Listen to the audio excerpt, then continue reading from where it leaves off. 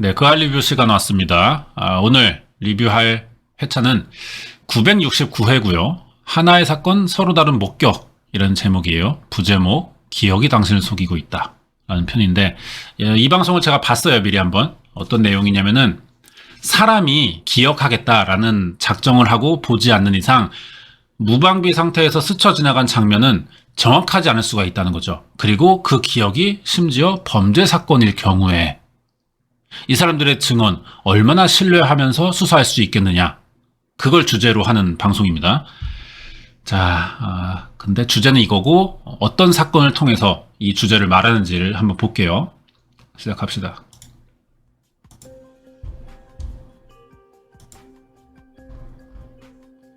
하나의 사건, 서로 다른 목격.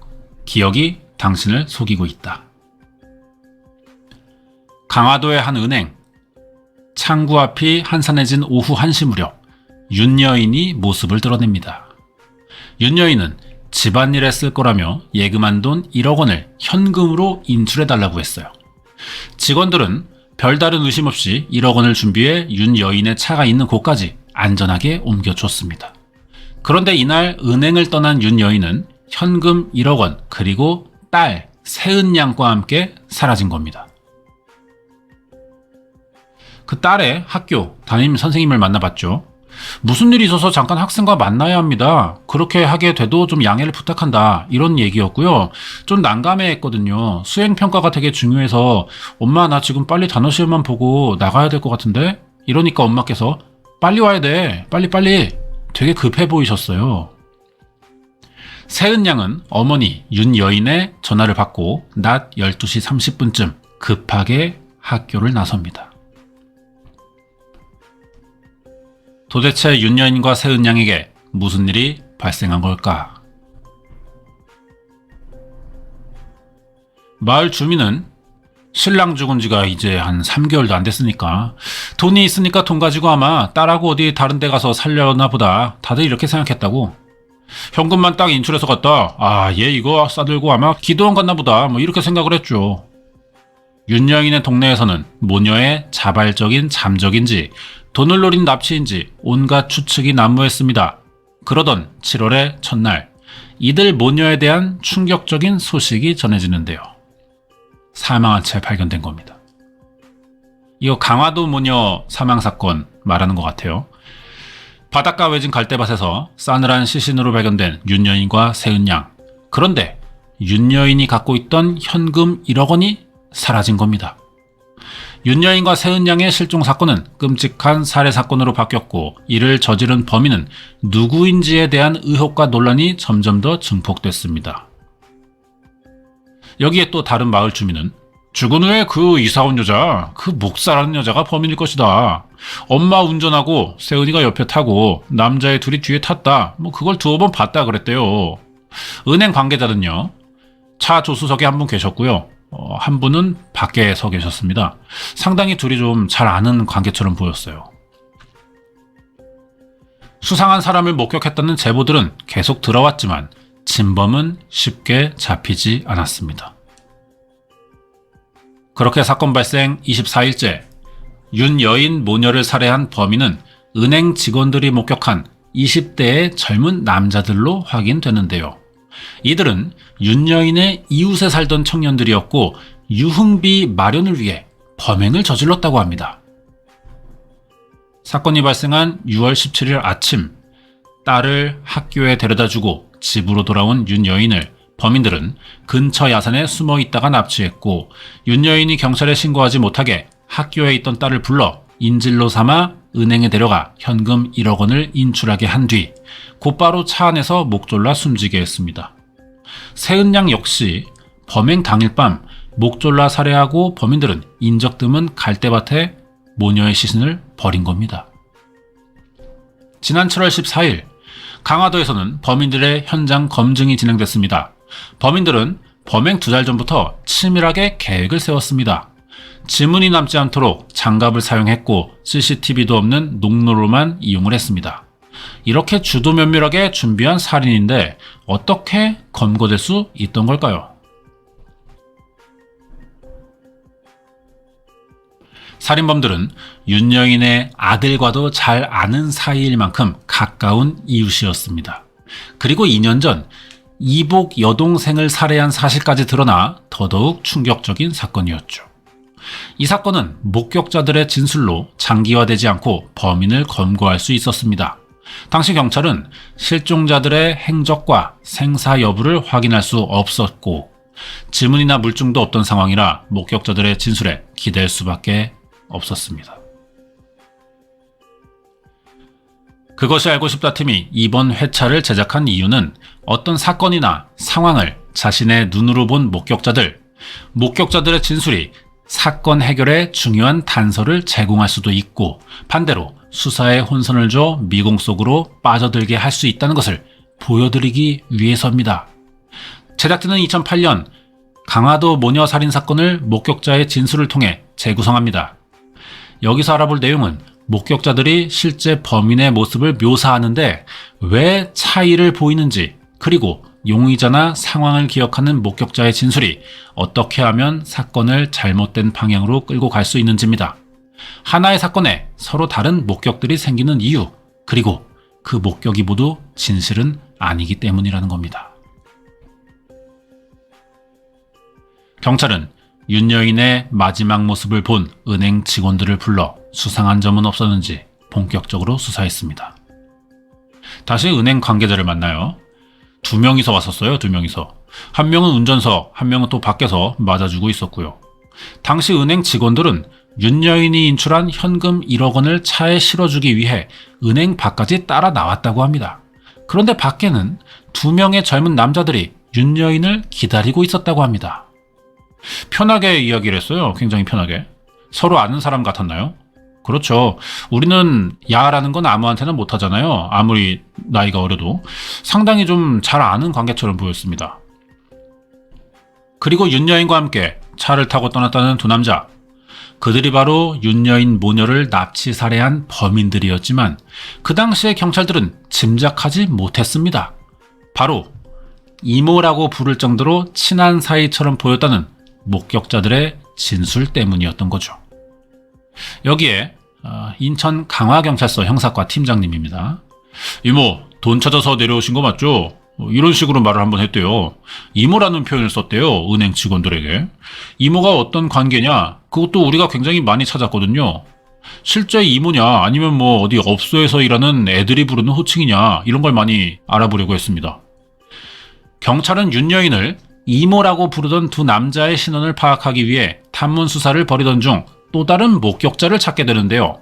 한 달 전 정장을 차려입고 있던 20대 젊은 남자들과 윤여인이 함께 있던 걸 봤다는 진술이었습니다. 이들 역시 윤여인과 가까운 사이로 보였다는 겁니다. 20대 젊은 아이들이 갔다는 건 마을 주민들이 얘기했을 거고 윤씨네 집 앞에 대문에서 그러니까 집에서 아마 그때 밥을 먹고 나왔다든가 뭐 그랬다는 그걸 태워서 나가는 걸 본 거지 우리가. 그리고 마을 사람들이 목격했다는 50대 남자 역시 수사 대상에 오릅니다. 목격자 진술에 따르면 가끔씩 그가 윤여인의 집을 드나들었다는 겁니다.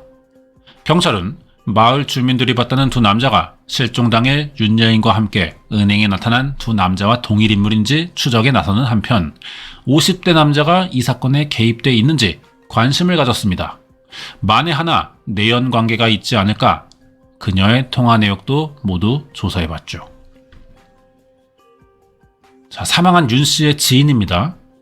경찰에서 일단은 그 여자가 통화한 걸 중점적으로 다 수사를 할 거 아니에요. 사람들 찾아다니고 친한 친구들 전화통화해서 전화번호에 다 목록에 찍힌 친구들은 거의 다 연락이 와서 뭐 부인이나 뭐 형사들 만나서 얘기하고요. 남편들을 의심하는 식으로 뭐 했나 보더라고요. 그런데 마을 주민들 사이에서 또 다른 소문이 떠돌고 있었는데요. 바로 윤여인의 특정 종교단체에 빠져 스스로 잠적을 했을 거라는 소문이었습니다. 기도원에 들어가서 있지 않나 뭐 그런 생각을 했어요. 그러니까 기도원이 아닌가. 그래서 경찰에게 기도원 여기저기 알아보시라고 그런 얘기한 적이 있죠. 구정교는 들어가면 뭐 1년 2년 내에 못 나온다 이런 소문도 막 나돌고요. 거기에다 전 재산 다 갖다 빠뜨려야지 나오는데 나중에 죽었는지 살았는지 모르는 사람도 있다. 막 이러니까 그 가족들도 이제 거기를 또 의심해보는 거죠. 윤여인은 사라지기 2달 전 수십 년 동안 믿은 무속 신앙을 버리고 다른 종교로 바꿨다고 합니다.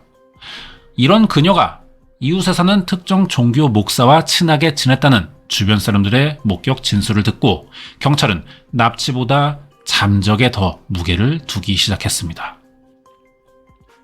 수사과장이시네요. 실종자의 최근 행적을 분석한 결과 그 어떤 주변 인물 중 특정 종교와 관련된 사람들이 있어 그 사람들을 대상으로 본 사건과의 관련성 여부를 확인 중에 있습니다. 경찰은 윤여인 모녀가 특정 종교 단체나 기도원에 은신했을 가능성을 조사해봤지만 뚜렷한 단서가 나오진 않았습니다. 그러다 윤여인 모녀가 실종된 지 보름째 되던 날 바닷가 후미진 갈대밭에서 시체가 발견됐던 겁니다. 과학수사대 경사님이네요. 돈 찾아서 나갈 때 입던 옷 그대로 입고 있었어요. 다른 위에서부터 누군가 굴려서 팔이 이렇게 밑으로 들어간 상태였죠. 윤여인 모녀가 종교적인 이유로 잠적했을 거라는 예상이 빗나가고 둘 다 숨진 채 발견되자 별다른 성과를 내지 못한 경찰이 도마 위에 오릅니다. 이때 범인들은 빼앗은 돈 1억 원으로 새 차를 구입하고 경찰 수사를 피해 안산에서 새로운 생활을 준비하고 있었는데요. 그러는 동안 경찰은 강화도를 중심으로 목격자들이 진술한 인물들의 신원에 주력했습니다. 먼저 마을 주민들이 봤다는 2명의 젊은 남자들. 가전제품 판매하고 이런 거 있잖아요. 강화도에 와서 그런 일을 한 사람들이 있었어요. 한 4명 정도가. 수사해 보니까 그날 다 일을 했더라고요. 어디 휴가 받아서 놀러간 친구도 있었고 집에서 잠자는 사람도 있긴 했었고요. 조사 결과 그들은 가전제품 회사의 영업사원이었고 은행에서 목격된 2 남자들과는 동일인이 아닌 것으로 밝혀집니다. 가끔씩 윤여인의 집을 드나들었다는 50대 남자 역시 모녀의 살인사건과는 무관한 것으로 판명납니다. 그 지목됐던 50대 남성이네요. 저는 윤 씨의 남편 친구예요. 어릴 때부터 친구였고요. 옛날에 제가 부동산 일을 하니까 상속 문제 이런 걸 도와준 적이 있거든요.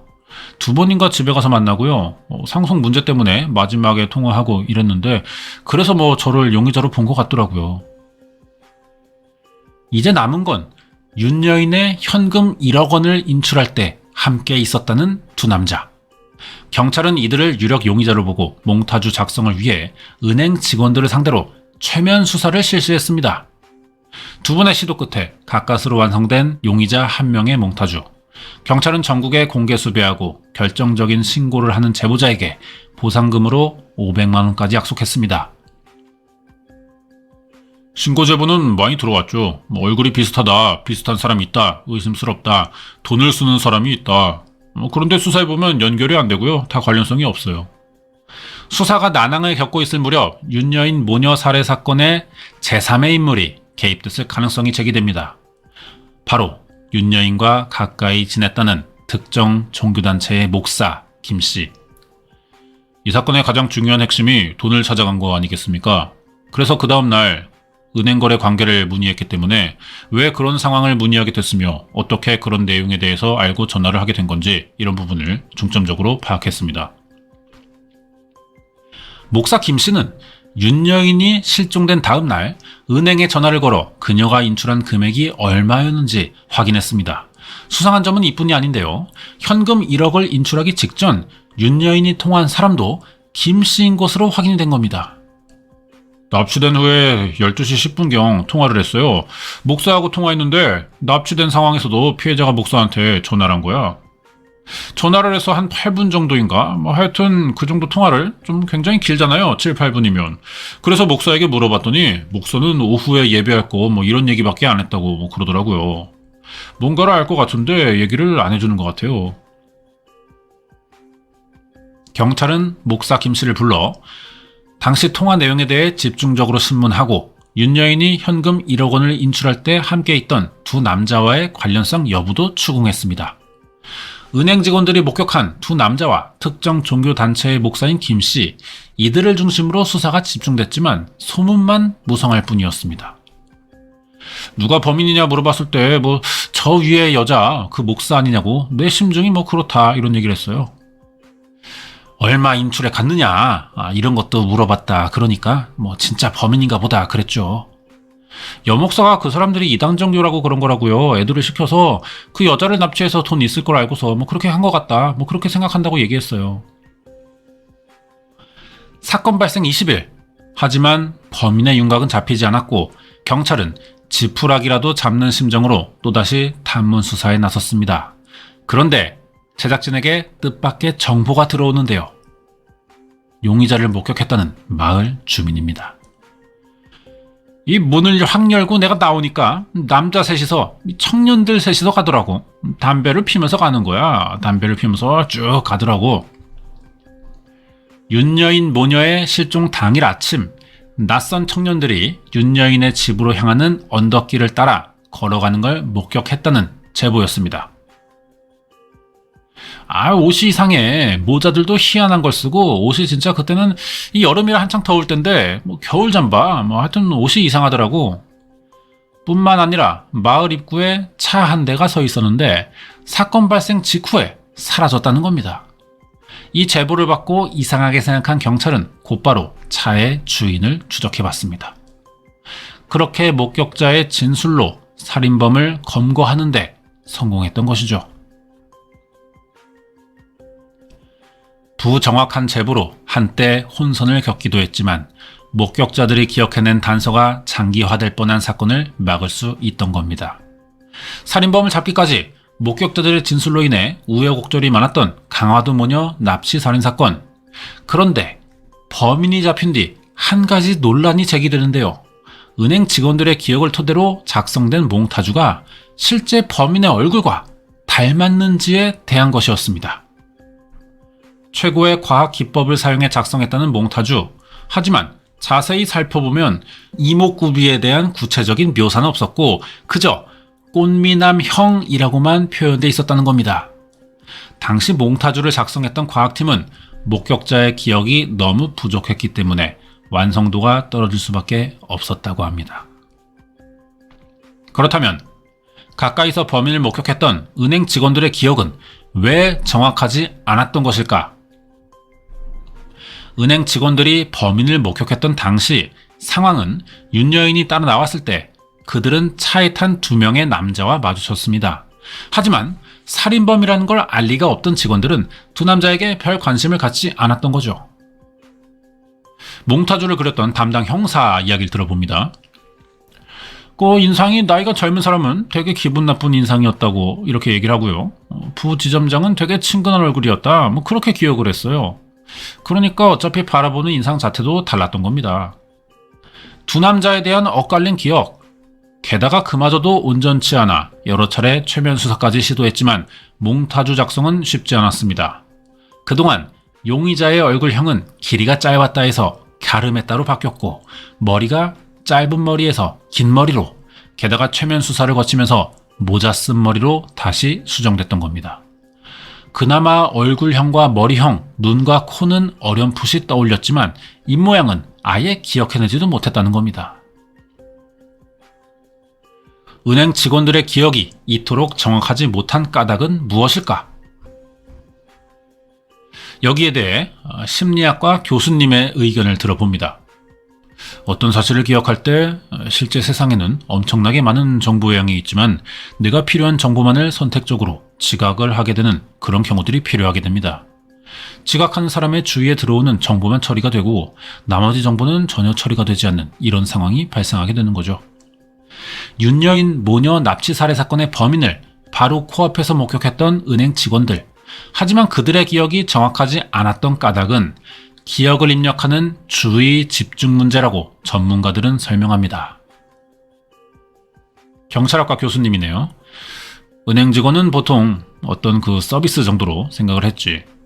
범죄의 어떤 심각성 문제 이런 거에 대한 주의 집중률이 전혀 되지 않았다. 이런 것이 기억의 정보에 있어서 그 정보 자체의 입력 자체가 정확성이 떨어지기 때문에 몽타주 작성 그 자체도 어떤 범인을 지목하는 데 상당히 오류가 많이 있었다.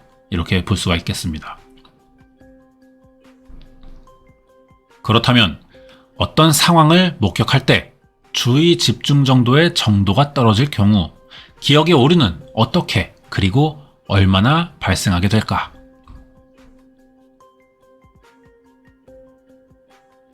다시 심리학과 교수님이에요.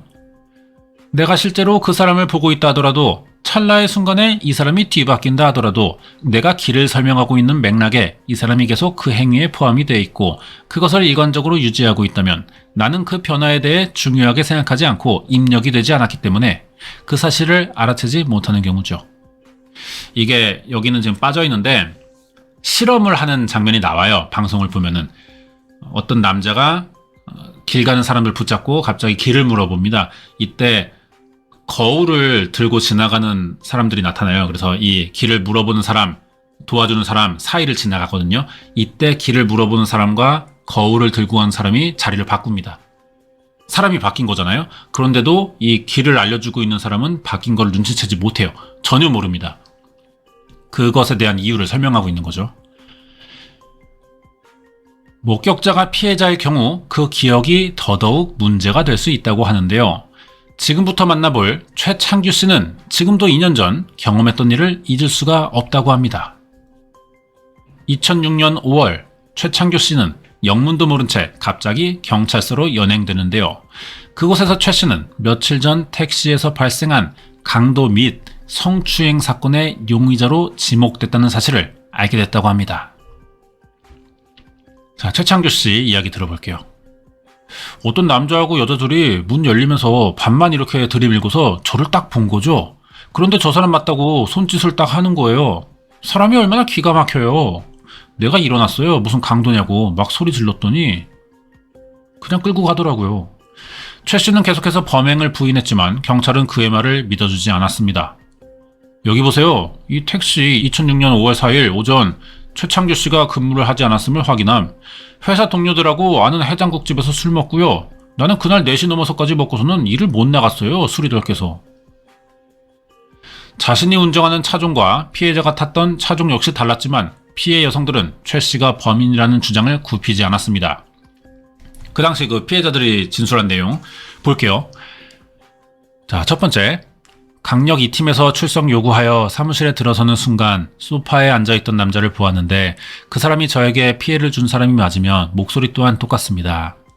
자, 두 번째 사람은요. 그 사람을 똑똑히 보았고 또한 저에게 협박하면서 앞에서 열거하지 못한 많은 말들을 하였기에 그 사람의 목소리를 기억하는데 강력 2팀 사무실에 앉아있던 그 사람이 100% 맞습니다. 택시 안에 갇혀있던 공포의 시간.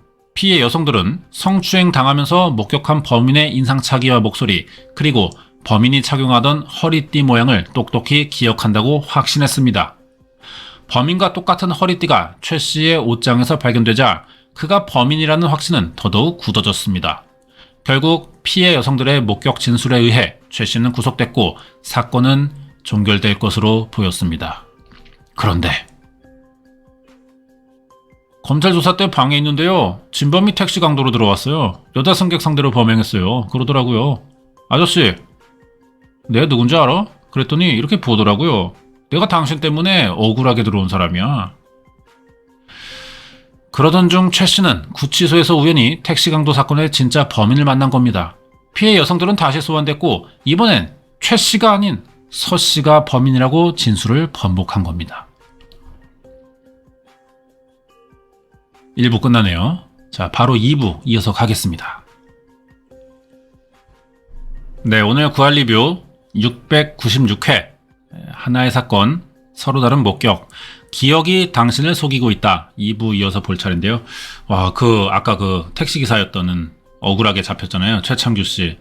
이게 어떻게 보면은 지금이라면은 이제 증거 하나 없이 피해자의 진술만으로 검거가 된 상황이라는 거잖아요. 굉장히 억울했겠죠. 증거도 없이 두 명이 같은 이야기를 하니까 이거는 확실하다. 경찰이 이렇게 판단했을 겁니다. 그런데 사람의 기억이라는 건 생각보다 그렇게 정확하지가 않다는 것을 알려주고 있는 편이에요. 자, 2부 계속 보겠습니다. 둘이 이렇게 나란히 섰어요. 저 사람 맞다고 그러는 음성이 들리더라고요. 나 참 이게 어이가 없었는데 인상 비슷하다고 하는데 비슷하지도 않아요, 솔직히. 그 사람이 저보다 체구가 더 크고요. 덩치는 좀 있더라고요. 그렇게 최 씨는 구속된 지 23일 만에 가까스로 누명을 벗을 수 있었습니다. 대체 왜 이런 일이 발생하는 걸까? 25분 이상 택시에 갇혀 범인의 얼굴을 봤던 피해자의 기억이 왜 정확하지 않았던 걸까? 여기에 다시 심리학과 교수님은 공포 상황이 도래하게 되면 그 공포를 주는 것이 무엇인가? 그리고 그 대상에 대해 내가 주의를 놀라울 정도로 좁혀서 그것들을 처리하기 때문에 그 대상의 다른 일부분들은 내가 주의적으로 처리를 못한다는 거죠. 지각적으로 처리를 못하기 때문에 입력 자체가 되지 않았을 가능성이 상당하다고 볼 수가 있습니다. 또 다른 교수님은요. 그 사건들이라는 건 대부분 거의 짧은 순간에 일어나는 경우가 많고 그 다음에는 그 사건에 대한 기억도 비교적 오랜 시간이 지나고 난 다음에 그 사건에 대한 어떤 목격을 한 경험을 이야기해야 되는 경우들이 많죠. 그렇다면 사실 그 목격을 경험한 상황에서 일어났던 것을 제대로 기억해낸다는 것은 정말로 불가능한 일이라고 생각할 수도 있습니다. 전문가의 말에 따르면 주의 집중에 따라 볼 수도 못 볼 수도 있고 그렇기 때문에 똑같은 상황이라 해도 사람마다 다른 것을 떠올릴 수가 있다고 합니다. 컴퓨터와는 달리 인간의 기억은 입력, 저장, 인출하는 과정에서 오류와 왜곡이 발생하는데 그 중에서도 기억을 꺼낼 때 더 쉽게 조작이 될 수가 있다는 겁니다. 제작진은 최창규 씨 말고도 억울한 누명을 받았다가 무죄를 받은 또 다른 사람을 만나봤습니다. 바로 김혜옥 씨. 김혜옥 씨는 치매에 걸린 80대 시어머니를 폭행한 뒤 방치해 죽음에 이르게 한 혐의로 구속돼 있다가 구속 1년 반 만에 무죄를 선고받아 풀려났고 그녀는 아직도 충격에서 벗어나지 못하고 있는 것처럼 보였습니다. 어쩌다 극악무도한 폐륜 며느리로 손가락질을 받게 됐던 걸까? 사건이 발생한 건 지난 2006년 11월 시어머니인 조 씨를 깨우기 위해 방으로 들어간 며느리 김 씨는 심상치 않은 기운을 감지하는데요. 그날 저녁 시어머니 조 씨는 결국 81살의 나이로 사망합니다. 병원에서는 조 씨의 몸에 이상한 상처가 보인다며 부검을 실시해야 된다는 소견이었습니다. 부검을 한 조 씨의 결과는 무척 뜻밖이었는데요. 그 당시 김혜옥 씨의 변호사였나봐요. 이 부검하면서 늑골이 13개 정도 골절되었다는 사실이 밝혀지기 시작한 거죠. 그 늑골은 외부적인 압력 없이는 그렇게 골절될 수 없다는 그런 경험에 의해서 아무래도 폭행이 있었지 않았나 이런 생각을 해서 처음에 수사를 진행했던 게 아닌가 싶습니다. 경찰은 시어머니 조 씨의 죽음을 살해 사건으로 보고 당시 함께 살고 있던 며느리 김 씨를 의심하기 시작했습니다. 게다가 이웃 주민들 사이에서 떠도는 소문은 김 씨에 대한 경찰의 의혹을 키우기에 충분했습니다. 그 당시 어떤 일이 있었냐 동네에 딸의 이야기를 통해 알아보겠습니다. 이상한 헛소문 우리 엄마가 할머니를 때려서 숨지게 해가지고 할머니 돌아가셨다고 하더라고요 사람들이. 사위는요 할머니가 밖으로 나가려고 하는 것 뒤에서 이렇게 잡아서 막 내동댕이 치고 할머니 그래서 엉덩방아 찍고요. 할머니가 그렇게 넘어져 있는 상황에서 어머니가 그냥 위를 엉덩이로 이쪽에 쾅 이렇게 뛰면서 내려앉아서 목도 졸랐다고 뭐 그런 얘기를 하더라고요. 이웃들은 며느리 김 씨가 평소 시어머니를 학대하고 심지어 폭행까지 가했다는 진술을 했습니다. 경찰들은 이 진술을 믿고 김 씨를 구속했던 거죠. 다시 사위, 우리 어머니는 그럴 뿐이 아니다. 여태까지 어떻게 모셔왔는데 그럴 뿐이 아니다. 그렇게 했는데도 폭행치사를 어떻게 해볼 방법도 없었습니다. 저희가. 그래서 바로 구속이 됐던 거죠. 시어머니의 치매기 때문에 언성을 높인 적은 있어도 폭행하거나 학대한 적은 한 번도 없었다고 말하는 며느리 김씨. 그녀의 두 딸은 없는 살림에도 불구하고 시어머니의 병원 치료를 꼬박꼬박 해왔고 평소 학대하지 않았음을 증명해 줄 새로운 증인을 찾기 시작합니다. 사위요. 주인집 할머니는 그런 일 없다. 저 사람들은 그렇게 할 사람도 아니고 하루는 집에 있는데 맨발로 와서 나 때린다고 찾아왔더래요. 그래서 한번 가보자. 할머니를 데리고 가니까 집에는 아무도 없고 아니 아무도 없는데 뭘 때리느냐 누가 때리냐 뭐 그런 적도 있었고요. 자 빌라 주인 만나봤어요.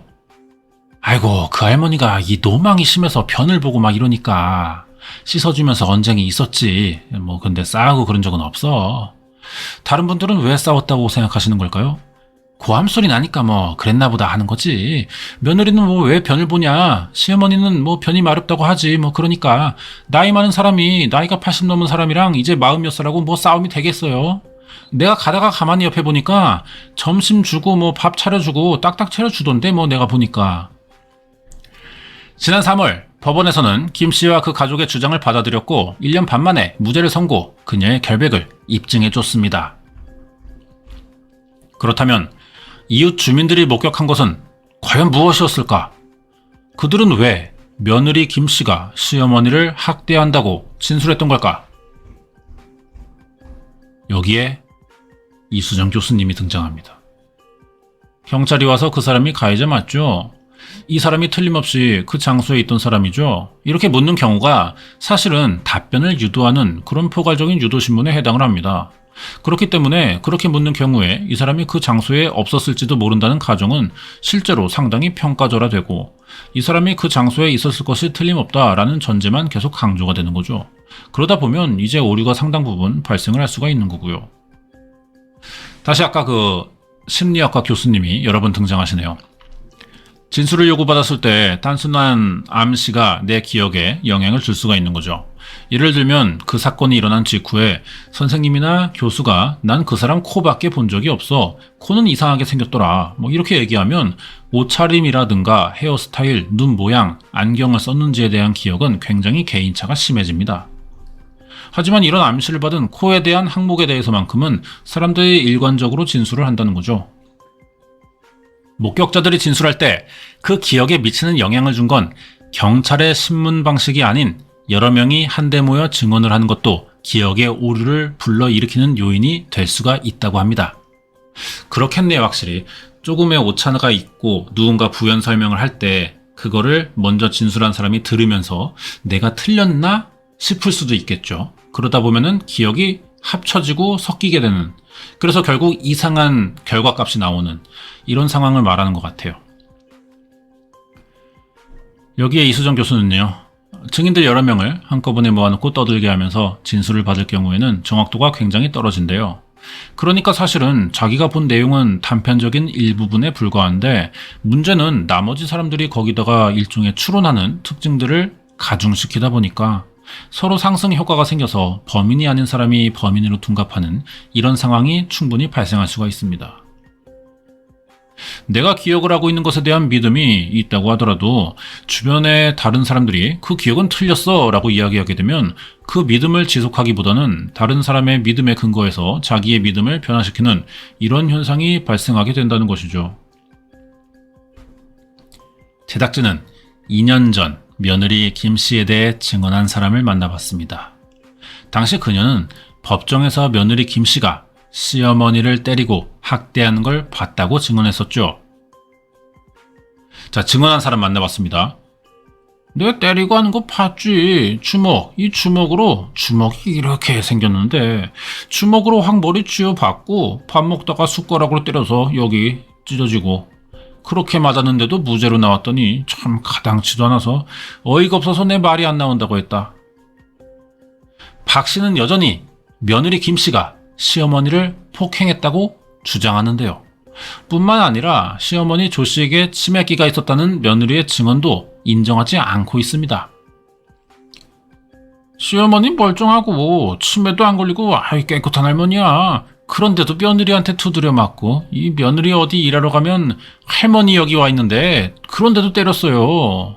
할머니는 한 번은 또 문 앞에서 나오는데 내가 이렇게 문 앞에서 할머니 보니까 그 며느리 막 욕하고 서 있고, 할머니 여기 왜 다쳤어요? 뭐 자기 며느리가 그랬다고 때렸다고 이러더라고. 그게 어디 치매 걸린 할머니예요? 어떤 사건에 대한 내 기억은 굉장히 정확하다라고 믿는 근거는 그 기억에 대한 본인의 생동감이라든가 생생함, 그리고 어떤 확신감 때문에 그렇게 얘기를 하는데, 역설적으로 그 확신감은 가장 큰 함정일 수가 있습니다. 진술하게 되는 사람은 내 기억이 틀릴 수도 있다. 그리고 내가 가지고 있는 느낌이라든가 이런 것을 신뢰하지 않아야 할 수도 있다는 것을 알아야 좀 더 객관적인 측면에서 자기의 기억을 돌아볼 수 있게 되겠죠.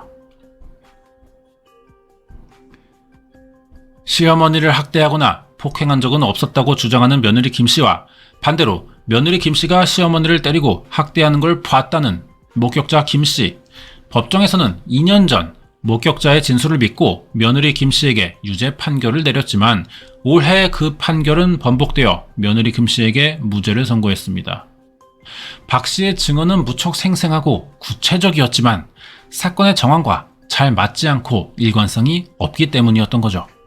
이렇듯 목격자의 진술은 경찰의 신문이나 당시 상황에 따라 겪지도 않았던 경험을 마치 겪었던 듯이 기억해 얘기할 수 있고 있는 기억 자체를 없던 걸로 지워버릴 수도 있다는 겁니다. 따라서 법정에 선 목격자들의 경우엔 그 기억의 정황과 신빙성을 확인하는 게 중요하다고 합니다. 특히 객관적인 증거들이 확보되지 않은 사건에서 목격자들의 증언만 믿고 판결을 내리는 건 위험할 수 있다고 전문가들은 경고합니다. 당연한 거 아닐까요? 진술이 증거가 돼서는 안 됩니다. 물증만이 사건을 입증하는데 사용돼야죠. 진술은 어디까지나 정황을 파악하고 거기에 맞는 증거가 있는가, 그걸 찾는 계기가 돼야 돼요. 근데 이 사건은 결국 주변인들의 진술만으로 억울한 사람을 검거했다는 거죠. 또 다른 사건이 등장해요. 늦은 저녁, 목격자의 진술 때문에 피해를 봤다는 정성호 씨를 만났습니다. 그의 고통스러운 경험은 무려 11년 전으로 거슬러 올라갑니다.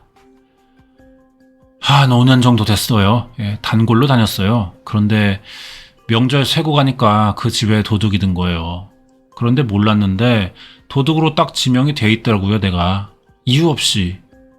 낚시를 좋아하는 정 씨는 시내의 한 낚시 가게에 출근하듯이 드나들었는데 이 낚시 가게에서 도난사고 발생 후 그 절도범으로 몰려 10개월을 옥살이했다는 겁니다.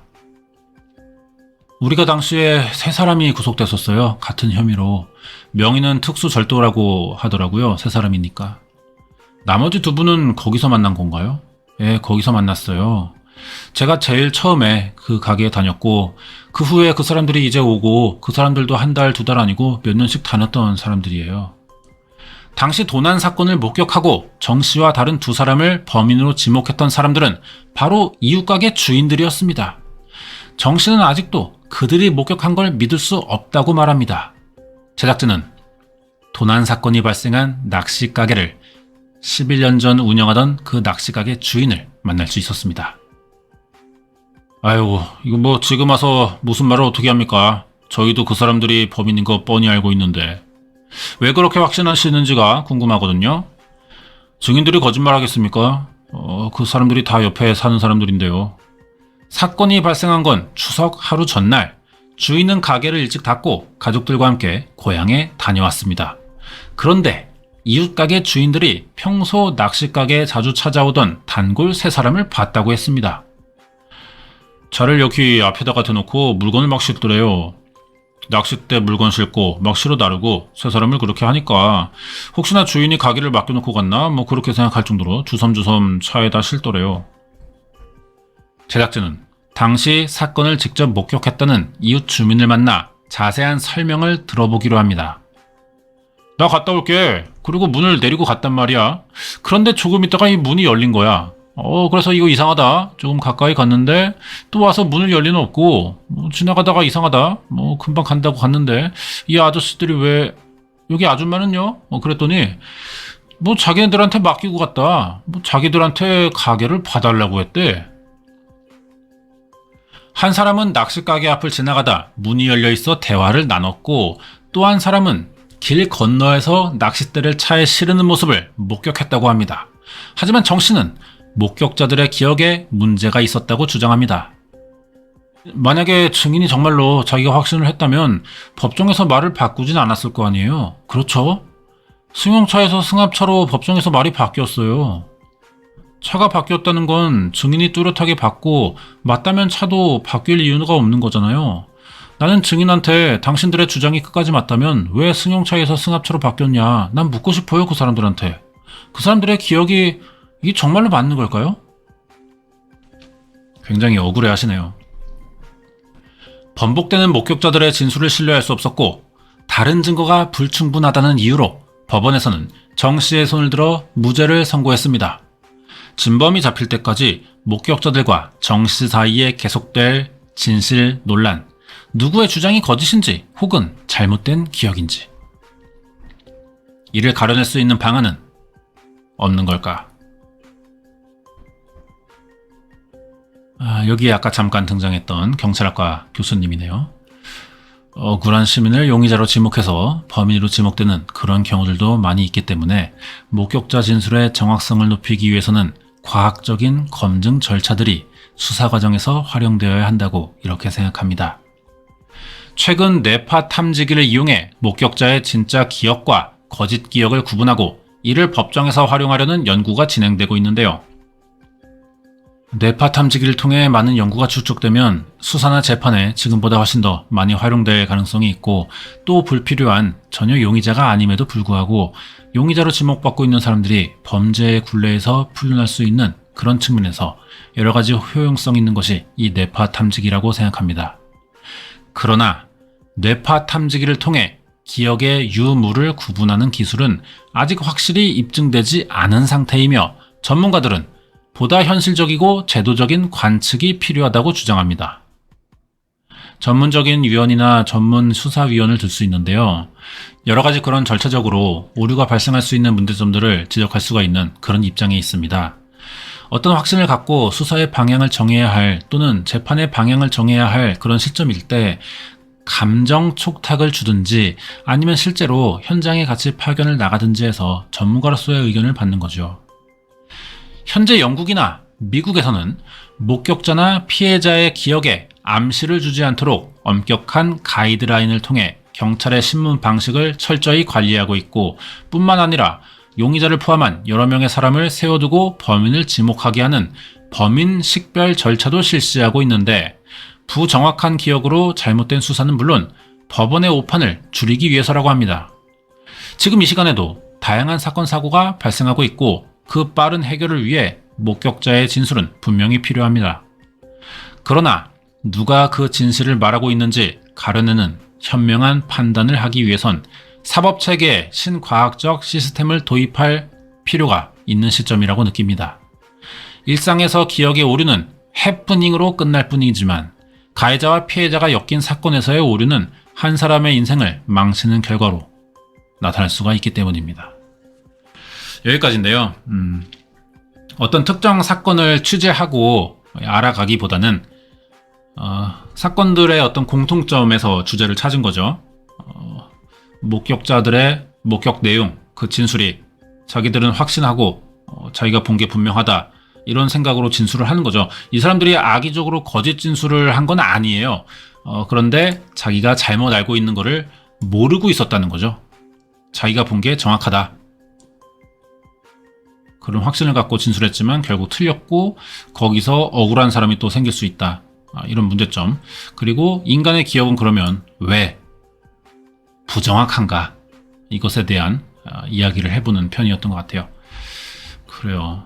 뭐 아까 잠깐 얘기했지만 증거 우선주의가 돼야 하는 이유죠. 이게 인간의 기억은 상당히 정확하지 않다, 이것을 인정해야 되고, 그렇기 때문에 참고사항 내지는 어떤 또 다른 수사의 방향성을 제시하는 참고사항, 뭐 이런 정도로만 봐야 되지 않을까. 결국은 물증으로 말해야 됩니다, 사건은요. 그런 생각이 드는 방송이었던 것 같아요. 세상에 이렇게 억울한 사람들이 꽤 있네요. 제가 알기로는 한 전 세계의 4% 정도가 범인이 아닌데 억울하게 감옥에 갇혀 있다고 하더라고요. 이런 사람들인 거죠. 또 여기서 또 특이한 게, 이 자기도 모르게 왜곡된 기억으로 진술한 사람들은 내 진술을 왜 받아주지 않지? 왜 믿어주지 않지? 라고 생각을 할 거 아니에요. 그죠? 이 사람들 나름대로 또 오해가 생길 거고, 그럼 이게 또 결국 뭐야? 사법부에 대한 불신으로 또 생길 수가 있는 거죠. 그래서 사람의 기억이라는 건 사실 중요한 게 아닙니다. 그렇게 따지고 보면 모든 건 증거, 남겨진 흔적으로 말해야 한다는 거예요. 요즘에도 뭐 우리나라 사회 분위기가 좀 바뀌면서 뭐 피해자의 진술만 가지고 일관된 진술이다, 이거 하나만 가지고 이게 거짓말인데도 불구하고 물증 없이 검거되고 뭐 심한 경우엔 자살하는 사람도 있죠. 너무 억울해서 그런 경우들도 발생하고요. 예전부터 알고 있었어요. 증거가 우선이다. 이런 사례들을 겪으면서. 그런데도 불구하고 어떤 특정 사건에서는 피해자의 진술이 일관되다. 이걸 악용하는 사람들도 있거든요. 그러면은 진술만 믿어주면은. 일관된 진술은 바꿔 생각하면 일관된 거짓말이기도 한 거예요. 그 점을 좀 고려해야겠죠. 그래야 억울한 사람들 4%면 뭐 어쩌다 생기는 실수 인간이기 때문에 이렇게도 볼 수 있지만 전 세계의 그 억울한 4%의 사람들 숫자를 세보면 엄청 많을 거란 말이에요. 아무리 피해자라 하더라도 진술을 다 증거로 사용해서는 안 되는 겁니다. 그런 생각이 드는 방송이었어요. 네, 옴니버스 형식이네요. 사건 3가지 등장하면서 하나의 주제를 말하는. 그래요. 자, 오늘 그알 리뷰 그알 클래식이었죠. 696회 하나의 사건 서로 다른 목격 기억이 당신을 속이고 있다 라는 제목의 방송이었습니다. 재미있게 잘 봤고요. 좀 어떤 경찰의 수사 방침 그리고 경찰 수사에선 무엇이 중요한가 이런 것들을 좀 알 수 있는 사건이었던 것 같습니다. 자, 오늘 리뷰 여기까지고요. 다음에 다른 방송 준비해서 또 리뷰해 보겠습니다. 오늘 여기까지입니다.